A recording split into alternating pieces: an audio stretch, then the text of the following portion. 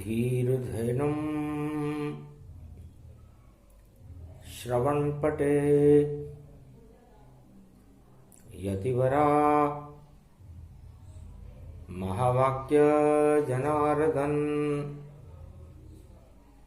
सच्चिदानंद त्वं शरणं व्रजेश।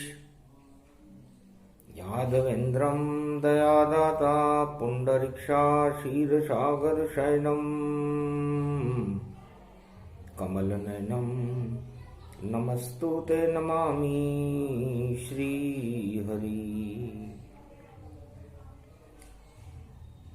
धैर्य से जिसको धारण किया जाता है, कर्णपटुओं से जिनका पान किया जाता है, ऐसे सच्चिदानंद भगवान श्री यादवेंद्र सरकार को मैं नित्य ही चिंतन करता हूं, नमन करता हूं, जिनको नमन करने से मंगलादि मंगल तो हो ही जाते हैं, साथ ही में बहुत बड़ा बल मिलता है मनुष्यों को। वाणी ब्रह्माणी करो वाणी परनित वास, राम कथा वर्णन करूं पूर्ण कर्मा आस। जय जगदम्ब महाभयहारिणी, बैरी शत्रु शोक निवारणी। भगवती जगदम्बा का दरबार बड़ा, हम तेरे चरण ढोकने आए हैं और मां की कृपा का हाथ रहे। मां की शरण में हम सब आए हैं। मलमास पड़ा भारत में ये, और अष्टमी दरबार ये लगा हुआ, और कृष्ण पक्ष की छाया है, देखो मल ही मल पड़ा हुआ। और धूमकेतु की परछाई से सारा जगत हाहाकार, और मां का ये दरबार बड़ा है, कर दो बेड़ा पार। वीणा पुस्तक धारणी लंबोदरी जगदम्बे, नतमस्तके नमामि भगवती जगदम्बा नम। वीणा पुस्तक धारणी हंसारूढ़नी जगदम्बे, नयावृत्यान भरतखंडे भूमि आगमन। मंगले चवाणी विनायको सर्व सिद्धिदायको, गणनायको करिवर वदन। गिरजा सुत गणराज, प्रथम तुम्हारे भजन से सिद्ध होए सब काज। वाणी ब्रह्माणी सरस्वती, हंसारूढ़नी पुस्तक धारणी। चार चतुर्भुज मुखारविंदम, चोलम शेषांकृत्यम ब्रह्मकृत्यम विष्णुकृत्यम नमः शिवकृत्यम। सर्वत्रलोक्यमम्यम सम्राट जगज्जननी जानकी प्राण वल्लभा, वैष्णव महाशक्ति श्री सरस्वती। ओम भूभुआ स्वाहा सरस्वती देहिदात्री, महारात्रि दिव्य दृष्टियात ज्ञान शक्ति आच्छादित तन्मय। भगवती जगदम्बा को मनाऊं और नमन करूं मैं बारंबार। वाणी ब्रह्माणी जगदम्बा का सजा हुआ है ये दरबार। कलयुग की काली छाया है, उसमें ये मलमास दिखाए। अष्टमी पड़ गई है जगदम्बा, माता तुझको रयो मनाए। धूमकेतु के इस संकट से अब भारत को ले वो बचाए। दुर्बुद्धि और दुर्गण देखो, आतंकवाद हिंसा प्रगटाए। अरे जग में फैल गई है हिंसा, और मानवता निस्तेज दिखाए। दानवता चढ़ गई शीश पर, और देखो संत समागम पाए। और संतों पर भी चढ़ा है ये देखो, और धूमकेतु बल भारी पाए। भगवत भजन भूल गए सारे, और देखो क्रोध प्रकट हो ही जाए। सारे संत बने दुर्वासा, क्रोधाग्नि से जल रहे भाई। धूमकेतु की किरणें पड़ गई, और माता शांत कर दो माय। अरे सदबुद्धि माता प्रगटाओ, वाणी जगदम्बा जगमाए। अरे चारों युग में तेरी शक्ति और राम कृष्ण में तुझे मनाए। और रावण की झरझर गई लंका, कौरव सारे मारे जाए। कंस काल मथुरा में आया, हिरणाकश गढ़ में मर जाए। हो नरसिंह अवतार भवानी, खंभे से प्रगटी तन पाए। ऐसी शक्ति प्रहलाद प्रगटाई, और देखो भक्ति रही उपजाए। तो धूमकेतु की छाया पड़े जब जब, दुर्गा की सब शरण कहाय। मामा मामा जाप करो तो माही, बेटा ले तो बचाए। भारत की रक्षा करो माता, इसलिए ये आह्वान दिखाए। मारकंड स्तुति तेरी माता, हमको ले ओ बचा। हे जगदम्बा खड़क खंबनी, जग जननी है शारदा महाय। तेरी ज्योति निराकार की, देखो अब जग में ये जलाए।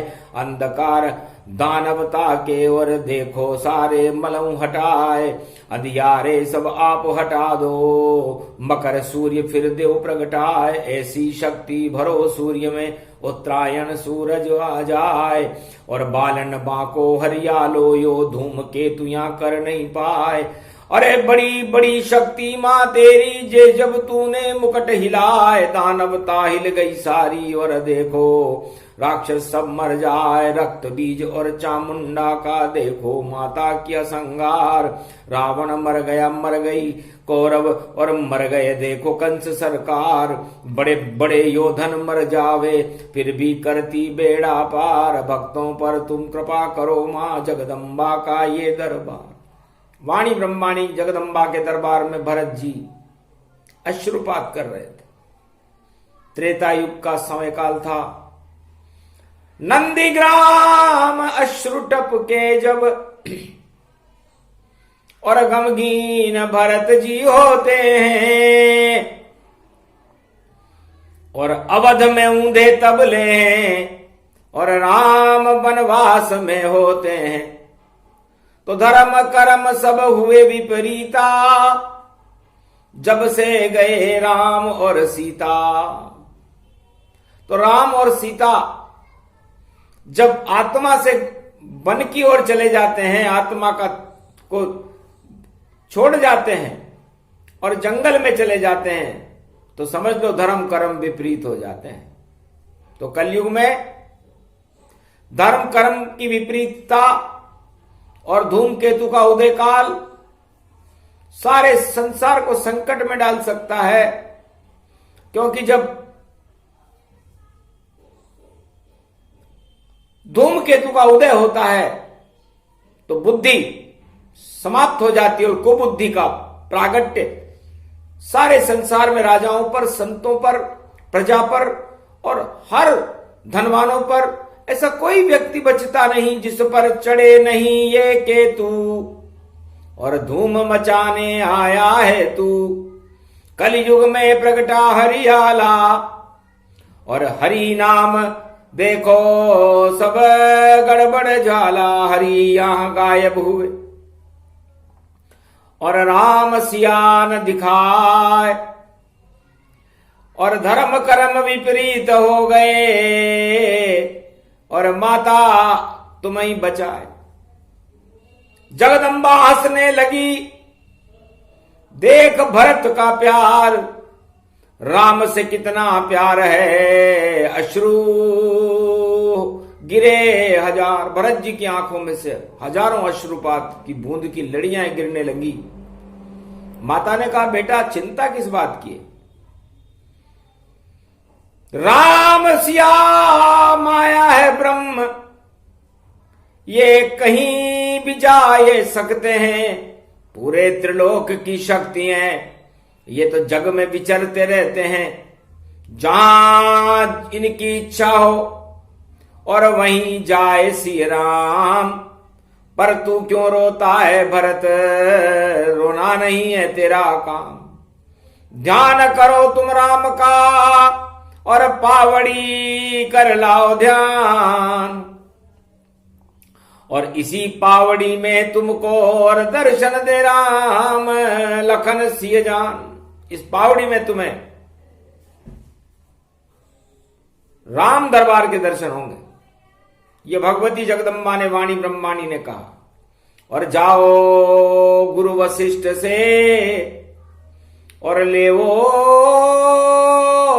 सभी सलाह, और जो वह करे मार्गदर्शन उसे अवध में लागू करवाए, उसे अयोध्या में लागू करो।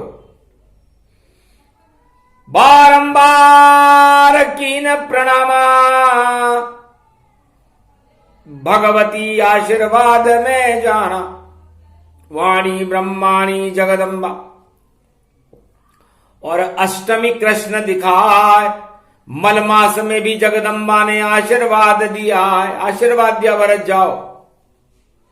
ब्रह्म रूप तुम भरत हो, ब्रह्मा का हो रूप, सारे भारत को कर दो ब्रह्ममय, नहीं होए धूमकेतु प्रकोप। रावण त्रेता युग में भी धूमकेतु का उदय काल था। रावण ने अपनी रक्षा करने के लिए, अपनी लंका को बचाने के लिए धूमकेतुओं को आमंत्रण दे रखा था। 9 के 9 ग्रह लंका में कैद थे। रावण का आतंक सड़ पर चढ़कर बोल रहा था, दुर्गंध फैल गई आतंकवाद की, हिंसा का बोल वहां बाला था। और रावण ने करी प्रतिज्ञा वहां कि एक बार जानकी को लेकर और मैं अवश्य लंका में जाऊंगा, मुझे कोई रोक नहीं सकता, मैं ऐसा करके दिखाऊंगा। बड़ी चुनौती मिली रावण की और घबराए गुरु वशिष्ठ और कहा तेरी ये भावना और देखो बड़ी निकृष्ट, तो जाकी रही भावना जैसी, दई चुनौती रावण ऐसी। रावण ने चुनौती दी कि मैं एक बार सीता को अवश्य लंका में लेकर के जाऊंगा। तीसरे विश्व युद्ध की तरह यह भविष्यवाणी थी,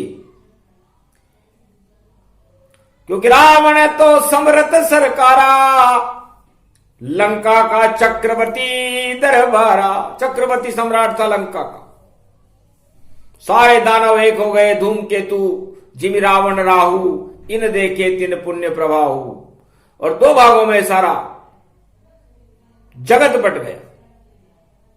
एक तरफ दानवता खड़ी हो गई और एक तरफ मानवता खड़ी हो गई, और मानवता का नेतृत्व करने वाले मर्यादा पुरुषोत्तम राम, लक्ष्मण, सीता वन को गमन कर गए और भरत जी नंदीग्राम में भगवान की आराधना करने लगे। तब गुरु वशिष्ठ आश्रम पर पहुंचे भरत समाज, और प्रणाम गुरु को किया, लखो हमारी लाज। तो गुरु वशिष्ठ ने कहा कि रावण ने जो कहा है अक्षर अक्षर सत्य होगा, और यदि सीता जी को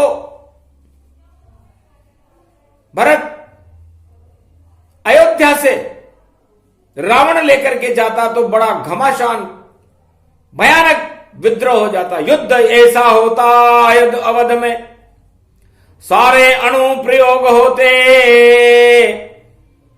और राम लखन और भरत शत्रुघ्न उस युद्ध में सारे योद्धा होते।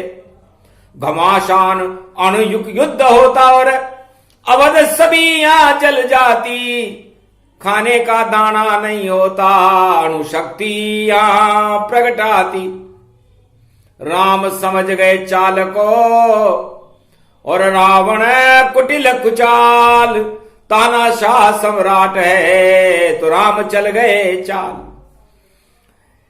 कि अवध समीप रावण नहीं आवे, चाहे सीता लाख उठावे। पंचवटी से सीता को और रावण लिया उठाए, और राम पहुंच गए लंका तट पर और अणु अस्त्र खपाए, सारे अणु अस्त्र पानी हो गए।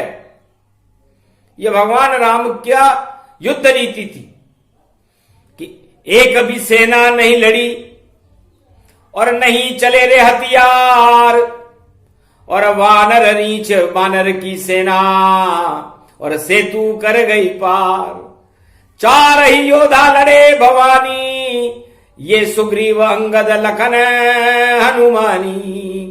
जामवंत की सलाह से 4 योद्ध गति पाए, और बाकी तो बस देख रहे थे, और राम रावण युद्ध गति पाए। तो इन 4 योद्धाओं ने भारत की रक्षा करी। सारे धूमकेतु धरे के धरे रह गए शक्ति उपासना। जब राम ने करी जब शक्ति उपासना, तो शक्ति वहां प्रगटाई थी, और रामेश्वर की स्थापना करके शक्ति राम में आई थी। तो रामेश्वर स्थापना और विजय रूप गति जान, और राम ने शिव की शक्ति का किया लंकावान। शिव शक्ति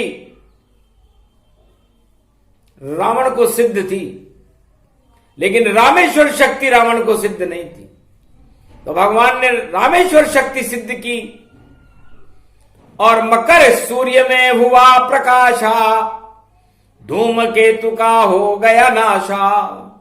शक्ति वापस लेकर राम जी, और देखो वध में आए, और नया वर्ष फिर शुरू हो गया, चैत्र मास प्रगटाए। और नवरात्रा प्रारंभ भवानी, और शक्ति रूप सुफल में जानी। सुफल मनोरथ होए तुम्हारे, राम लखन सुन भयं सुखारे। सुन सिय सत्य शीश हमारी, पूजे मन कामना तुम्हारी। जय जय गिरिवर राज किशोरी, जय महेश जय चंद्र चकोरी। उठो राम भंजो बहु चापा, मेटो तातु जनक संतापा। तो राम जी ने 2 काम किए। जनकपुरी में तो जनक जी का संताप हटाया, और उस शक्ति को अपने साथ वर्ण कर लिया, जिसका नाम महारानी सीता है। जनक पुत्री जमीन से निकली, धरती से निकली, धरती का ही वर्ण कर गए। फिर कौन धरती को बिगाड़ सके, और सारी प्रकृति राममय हो गई। और देखो लंका उजाड़ सके, तो प्रकृति और माया और ब्रह्म ने मिलकर लंका कर दी नाश, और राम का हो गया मकर सूर्य प्रकाश। मकर संक्रांति का सूर्य राम जी का सूर्य होता है। ये उदय हुआ क्योंकि त्रेता युग में, सतयुग में और द्वापर में अणुयुद्ध मनोविज्ञान से पैदा होते थे, किसी मशीन से नहीं। जिसका जितना मनोबल और जितनी शक्ति तप करता था, और उसी तपस्या के बल पर वह अणु उत्पन्न वहां करता था। तो चाहे ब्रह्म पास वीर घातनी, नाग पास गति पाए, अग्निबाण या शक्तिमान सब तप से रहे चलाए। नवग्रह जिसके बस में देखो, और सारे ग्रह को लिया बुलाए। लंका में सब बांध दिए थे, धूमकेतु भी वहां प्रगटाए। अब कैसे विजय करे राम जी, लंका में कोई घुस नहीं पाए। और 4 दरवाजे उस लंका के, रावण शंका मारा जाए। तो लंका में अशोक में बैठी सीता मां, और लंका तट पर खड़े हुए हैं रामचंद्र रघुनाथ। माया ब्रह्म दोनों मिले, लंका काम तमाम। विजय राम की हो गई, और नष्ट दशानन जान। धूमकेतु और दशानन नष्ट हो गए। और ये धूमकेतु कलयुग में भी सारे राजाओं पर छाया हुआ है, संतों पर छाया हुआ है, प्रजा पर छाया हुआ है, आसमान में छाया हुआ है, पाताल तक छाया हुआ है, और ये बुद्धि को बिगाड़ रहा है। बड़े बड़े राष्ट्राध्यक्ष युद्ध की तैयारी में व्यस्त हैं, सत्ता को बचाने में व्यस्त हैं। संत भगवान को छोड़कर अपने आक्रोश और क्रोध की ज्वालाएं फुंकार रहे हैं। तो सोचो, जब संतों को क्रोध आता हो तब नारायण के भी लात पड़ जाती है, और भृगु ऋषि ने नारायण के और देखो लात लगाती है। तो का विष्णु को घट गयो जब भृगु ने मारी लात, चरण दबाने लग गए नारायण भगवान। तो नारायण की लात लगा दे, और वो भी संत लगाए, कोई दानव नहीं। तो ये कलयुग में भी ऐसा ही हो रहा है कि संतों की विकृति हो गई है, आक्रोश की भावनाएं हैं, तो संतों का आक्रोश महाप्रलय कर देता है। जब कपिल मुनि का आक्रोश हुआ और जब उनकी छेड़छाड़ होने लगी तो 60,000 सगर के पुत्रों को अपने आत्मबल की अग्नि से, शिव शक्ति की चिंगारी से एक पल में समाप्त कर दिया।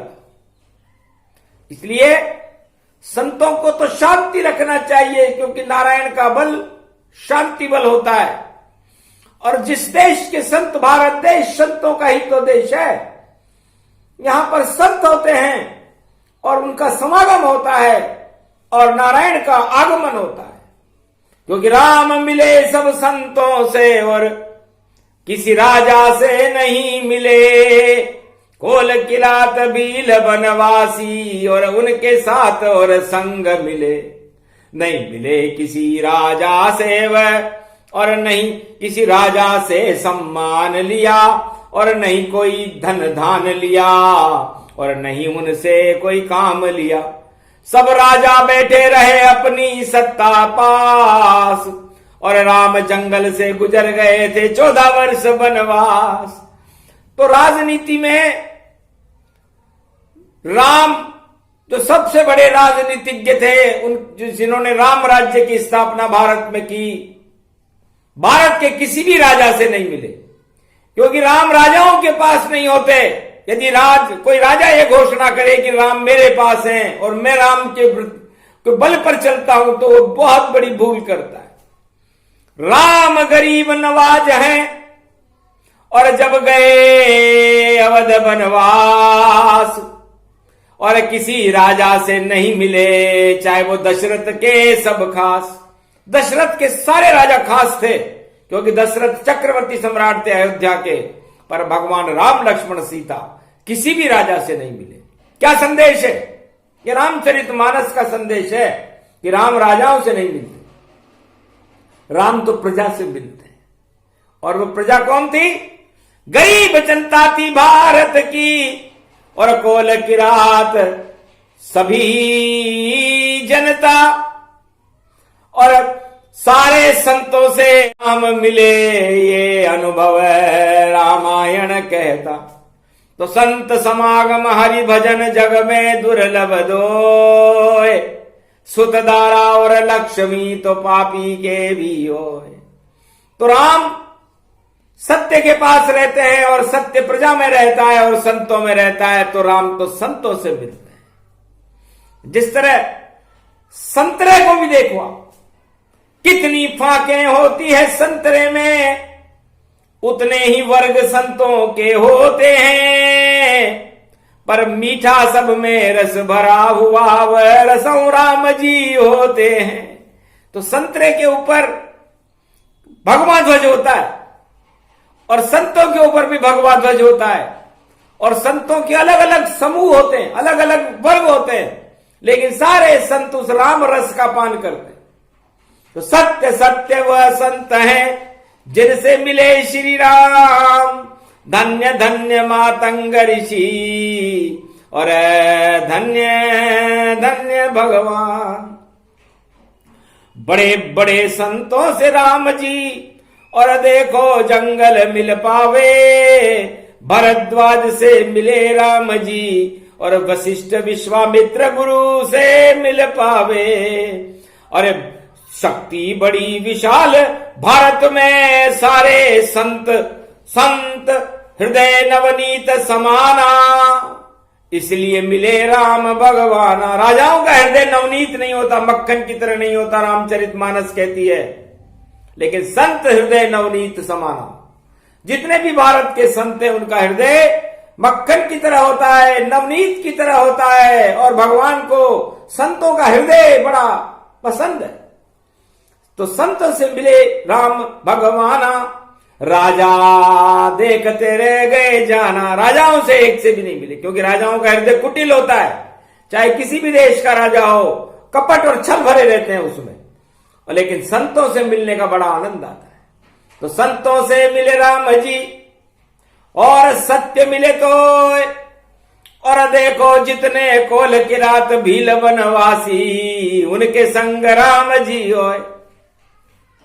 तो राम राज्य भारत में ऐसे आया।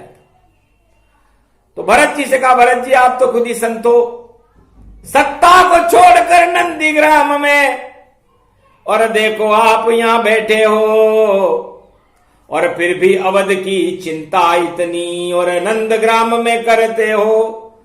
तो जाओ भारत में अणु प्रयोग, 4 युगों में कोई नहीं कर पावेगा। जब भरत जैसा हो राम भाई, तो तप ही राज चलावेगा। तो 14 वर्ष तप से भरत ने और अवध का राज चलाया था, और सत्ता से वह दूर रहा, तब भारत में राम राज आया था। राम राज सत्ता में रहकर कभी नहीं आता, राम राज तो सत्ता से दूर रहने के बाद आता है। और ये भरत जी ने कहा, और राम जी ने प्रतिज्ञा की थी कि विप्रधेनु सुर संत हित लीन मनुज अवतार, और नहीं राम जी राजा है और नहीं अवध सरकार। राम जी ने कहा कि मैंने विप्र मन ब्राह्मण, धेनु मन गाय, विप्र धेनु सुर संत हित, और सुर मन देवता और संत मन ऋषि मुनि, इनकी रक्षा के लिए मैं भारत में अयोध्या में अवतार ले रहा हूं, किसी सरकार बनाने के लिए नहीं। राम सत्ता में नहीं होते, सत्य में होते हैं। सत्य में जयते, मेरा भारत देश है, ये अयोध्या है, ये मथुरा है, काशी है। तो राम जी सत्य के समीप रहते हैं और सत्ता से बहुत दूर रहते हैं। और ये वेद प्रमाण हम नहीं, संत नहीं, रामचरितमानस के, कि जब वनवास में राम जी गए तो किसी राजा से मिले हो तो बता दो। और राजा गए कि मैं राममय हूं, मैं राम जी के साथ हूं, तो झूठ बोल रहा है। राजा कभी भी राम के और कभी न रहता साथ, वह तो सत्ता बचाता। और ये सब 4 युगों की बात, 4 युगों में जो भी राजा राम राम करे, समझ लो सत्ता के लिए कर रहा है। सत्ता और राम में बड़ा अंतर है। राम राज्य कोल किरात भील वनवासियों का राज था, राम का राज नहीं। राम तो उसमें एक संबोधन थे। कभी राम राजमहल में बैठे, कभी वो नाय, सीता बैठी वाल्मीकि आश्रम, और राम तपस्या पाए। राम तो तपस्या करने चले गए, सीता वाल्मीकि आश्रम में तपस्या करने चले गई, और अयोध्या का राज गुरु वशिष्ठ चलाते थे। वो था राम राज्य। ऐसा कोई राजा 4 युगों में नहीं हुआ जो सत्ता छोड़कर राम के लिए तपस्या करने जंगल में चला जाए। सत्ता के लिए और सत्ता पर बैठकर राम बोलने वाले तो अरबों देखे, 4 युगों में देखे, और जो राम से टकराया उसका पतन होते हुए भी देखा। हिरण्याकश का पतन होते देखा, रावण का पतन होते देखा, कंस का पतन होते देखा, दुर्योधन का पतन होते देखा, और बड़े बड़े कलयुग में कई राजाओं का पतन होते हुए आगे देख लेंगे। लेकिन राम नजर आता नहीं। राम सत्य का रूप और सत्य का ही प्रकाश है। बोली जगदम्बा सुरभू, तो शक्ति उपासना राम भी करे नवरात्रा जाए, और शक्ति है हीन मलमास में सूरज भी हो जाए। जो मलमास में तो सूरज भी निस्तेज रहते हैं, और ये मलमास की कृष्ण पक्ष की अष्टमी है। और अष्टमी और धूमकेतु का, हरियाला धूमकेतु का उदय काल है। तो सोचो, सारी हरियाली सोख जाए और हरा रंग ये जहर बना, और इतना जहर फैलाता है ये धूमकेतु का रूप बना, और इसी जहर का सारे जग में करने लगे सब पान। रोग फैल गए, नाश हो गया, और गायब हैं भगवान। तो ये भगवान से दूर कर देता है हरियाला धूमकेतु, बुद्धि को बिगाड़ देता है। तुलसी अस बतव्यता तेसी मिले सहाय, जैसी जिसकी करनी होता है तहां ले जाए।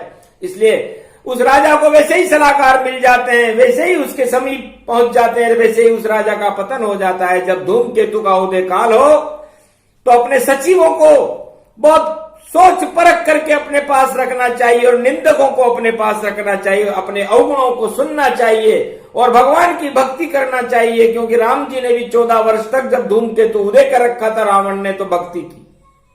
तो सारे राजाओं को राम जी से शिक्षा लेनी चाहिए। नंदीग्राम में भरत जी ने भगवान की भक्ति की, गुरु वशिष्ठ ने अयोध्या में बैठकर भगवान की भक्ति की, तब भारत में राम राज्य आया था। तो जब धूमकेतु का उदय हो तो भगवती जगदम्बा कहती है कि भगवान के नामों का स्मरण करें। दुर्गा दुर्गति को नष्ट कर देती है, सदगति प्रकट कर देती है और काम वासनाओं को और 8 मदों का त्याग कर दे। क्योंकि ये मद जब रावण पर चढ़ा तो रावण के 1.25 लाख परिवार का ही अंत हो गया, सोने की लंका समाप्त हो गई। इसलिए आप इस चक्कर में न रहें कि हम ही खुदा हैं, हम ही सब हैं, हम ही हैं श्री राम, हम ही राजा जगत के, और देखो कर दे काम तमाम। तो यही घमंड खा गया रावण को, लुट गई रावण सरकार। और देखो पूरे जगत में लगा राम दरबार, सिया राम मैं सब जग जानी, करो प्रणाम जोरी जुग पानी। और देखो ये कलयुग की वाणी, और राम राम सब कहो भवानी। दुर्गाष्टमी महापर्व है, मलका मास दिखाए, सोमवार में अमृत लेकर दुर्गा भारत आए। अमृत में ये नंदन कानन, और देखो हरि को है मन भावन। और सब अवतार यहीं प्रगटावे, और कैसा युग चाहे सतयुग कलयुग त्रेता द्वापर, कैसा भी युग भारत आवे। तो भारत ही भगवान है, भारत शक्ति रूप, भारत माता शक्ति है इसका दिव्य स्वरूप। भारत का कल्याण हो और देवो दुर्गा वाणी ब्रह्माणी आशीर्वाद। तेरे दरबार में खड़े हुए हैं, करे आपसे हम फरियाद। धूमकेतु हरियाले को आप हटाओ ताय, भारत का कल्याण हो सद्बुद्धि प्रगटाए। राम राज भारत होए प्रगटे कल की अवतार, ये सपना भारत में सदी की सुई में कर दो आप साकार। जो भी सुने ये धर्म प्रसंगा, और बहने लगी धर्म की गंगा। हाथ उठाए राम प्रण कीना, निश्चर विहीन पृथ्वी कर दीना। तो धूमकेतु ने तो कहा मैं निश्चर ही निश्चर कर दूंगा त्रेता युग में, और राम जी ने हाथ उठाकर प्रतिज्ञा की कि मैं निश्चर विहीन कर दूंगा। आखिर धूमकेतु हो गए पराजित, और राम हुए अवध में शासित। तो राम अवध में शासित होंगे, और कलयुग पावन धाम। और 21वीं सदी में भारत की सत्ता पर आएंगे कल की भगवान। लाख उदय हो धूमकेतु पर, बालन बाका हो। राम शक्ति भारत बड़ी, से टकरा नहीं सके कोई। आज तक चारों युगों में राम शक्ति से जो भी टकराया उसका पता ही नहीं चला। बड़ी बड़ी शक्तियां टकराने आ गई, लेकिन राम अटल है, अविचल है, अविनाशी है, निराकार ज्योति स्वरूप है, संपूर्ण ब्रह्मांड का तेज है, निराकार की ज्योति है, सूर्य और की संपूर्ण शक्ति है, चंद्रमा की संपूर्ण शीतलता है। पृथ्वी के लिए तो वह भगवान है, और भारत के लिए तो वह भविष्य है, भूत है, वर्तमान है। और अयोध्या के जगतपता सर्वशक्ति सरयू राम रघुनाथ दीन बंधु दया निधान गरीब करुणा निधान है, जिनके कितने गुणानुवाद गाए जाएं वो सब सिया राम में होते हैं। भगवान शंकर भी उनके नाम को लेकर गौरवान्वित होकर के कैलाश पर उनके नाम का ही उच्चारण करते रहते हैं। ऐसे भारत देश में राम के नाम का उच्चारण समस्त धूमकेतुओं के पतन का कारण होगा, जो कलयुग में धूम मचाने के लिए तैयारियां कर रहे हैं। तो राम हटा दे धूम को, राम है इत्र समान, बाकी सारी कुबुद्धू है। और देखो बदबू जान। तो जितनी भी दानवता है उसके अंदर तो बदबू आती है, सड़ांध फैलाती है ये दानवता। और इत्र खुशबू है मानवता, उसकी खुशबू भगवान राम है, सीता है, लक्ष्मण है, शत्रुघ्न है, भरत जी है, गुरु वशिष्ठ है और सारा भारत है, वाल्मीकि है। तो खुशबू फैले इत्र सब और इत्र सुगंधित हो, और राम नाम वह इत्र है और इसकी खुशबू में होए। सारा जगत भगवान राम की खुशबू से संसार में प्रकाशमान रहता है। और दानवता की दुर्गंध को हटाने के लिए राम नाम का ये इत्र बड़ा प्रभावशाली रहता है। जो भी लगाए इत्र को खुशबू उसमें होए, राम नाम की खुशबू से सब धूम केतु क्षय होए। तो धूम केतु क्षय हो गए और भगवती दिया वरदान, वाणी ब्रह्माणी कलयुग में कर गई भारत का कल्याण। बोलो जय श्री राम, जय भगवान, जय भारत माता, वाणी ब्रह्माणी मैया की जय।